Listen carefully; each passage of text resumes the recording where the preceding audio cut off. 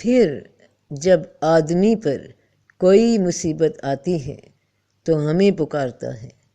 پھر جب ہم اسے اپنی نعمت عطا کرتے ہیں تو کہتا ہے یہ تو مجھے میری عقل سے ملی ہے۔ نہیں، بلکہ یہ نعمت آزمائش ہے،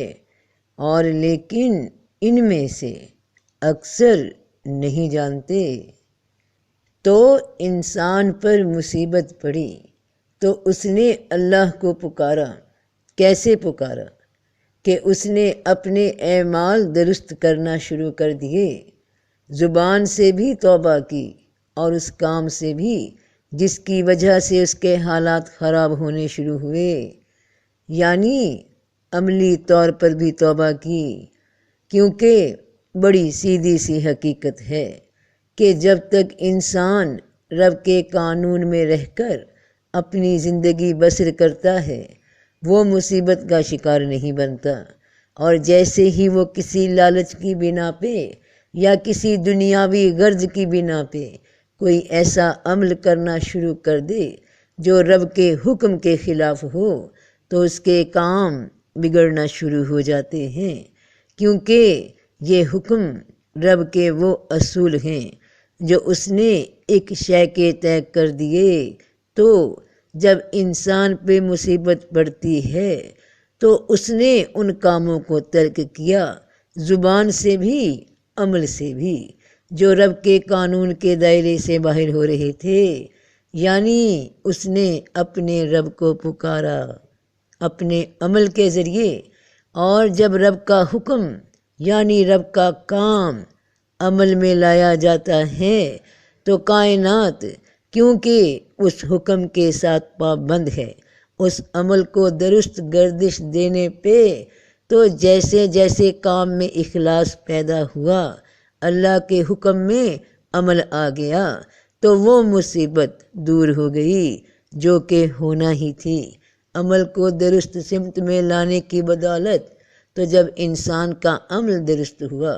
تو کہتا ہے کہ یہ تو میری اپنی تدبیر، میری اپنی عقل کی وجہ سے ٹھیک ہوا،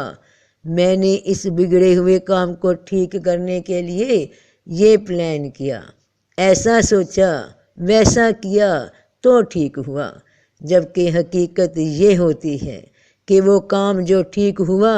وہ تمہاری آزمائش تھی، تمہیں حقیقت کا راستہ دکھایا گیا تھا کہ جب تم اللہ کے قانون میں کام کرتے ہو تو بات بگڑی بن جاتی ہے، مگر اکثر تم میں سے نہیں سمجھتے کہ تم پہلے غلطی پہ تھے، اللہ کے حکموں کے خلاف، اس کے قانون کے خلاف عمل کر رہے تھے، تو تمہاری دعا یا عمل کامیاب نہ ہو رہا تھا، مگر جیسے ہی تم سیدھے راستے پہ آئے ویسا ہی عمل کا طریقہ اپنایا جیسا کہ اللہ کی جانب سے طے ہے تو وہ کام ہو گیا۔ انسان اس بات کو سمجھتا ہی نہیں، اور لوگوں کو جب کوئی دکھ پہنچتا ہے تو اپنے رب کی طرف رجوع ہو کر اسے پکارتے ہیں، پھر جب وہ انہیں اپنی رحمت کا مزہ چکھاتا ہے تو ایک گروہ ان میں سے اپنے رب سے شرک کرنے لگتا ہے۔ رب کی طرف رجوع کرنا وہی ہے کہ اس کے حکم کے مطابق اس کام کو کرنے لگنا، کامیاب ہونے کے لیے جس طرح اللہ نے بتایا کہ کامیاب ہوگے اگر ایسے چلے، تو ایک گروہ تو اس بات کو سمجھ جاتا ہے، مگر دوسرا گروہ اسی عقل کا مالک ہے کہ یہ سب ہم نے اپنی عقل سے کیا۔ تو انسان کو جب ہم نعمت دیتے ہیں تو وہ منہ پھیرتا ہے اور اکڑ جاتا ہے، اور جب اسے کوئی آفت چھو جاتی ہے تو لمبی چوڑی دعائیں کرنے لگتا ہے۔ تو یہ لمبی چوڑی دعائیں ان سے کیا مراد ہے کہ انسان کو کسی شے سے فائدہ مل رہا تھا، اللہ کی کسی نعمت سے فائدہ مل رہا تھا،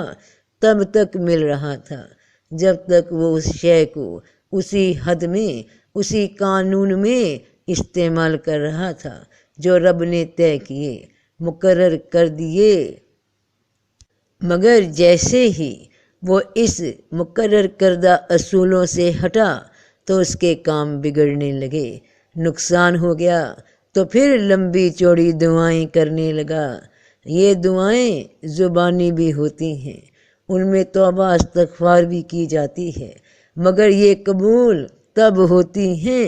جب پہلے کی طرح انسان اپنے عمل کو اللہ کے حکم کے مطابق سدھار نہ لے، اور یہی دعا کی حقیقت ہے۔ دعا کو مانگنا، لمبی چوڑی دعائیں، یعنی اب پابندی کے ساتھ اللہ کے حکموں پہ چلنا شروع کر دینا جیسا رب نے کہا، تو پھر سے حالات انسان کے حق میں آ جاتے ہیں۔ دعا مانگنا صرف زبانی نہیں ہوتا بلکہ عملاً ہوتا ہے۔ جب تم اپنی غلطی کو سدھار لو تو کائنات کی گردش جو تمہارے خلاف چل رہی تھی وہ پھر سے تمہارے حق میں چلنے لگتی ہے اور کامیابی سے ہمکنار کرنے لگتی ہے۔ وہ دعا کبھی رد نہیں ہوتی جس میں عمل شامل ہو جائے۔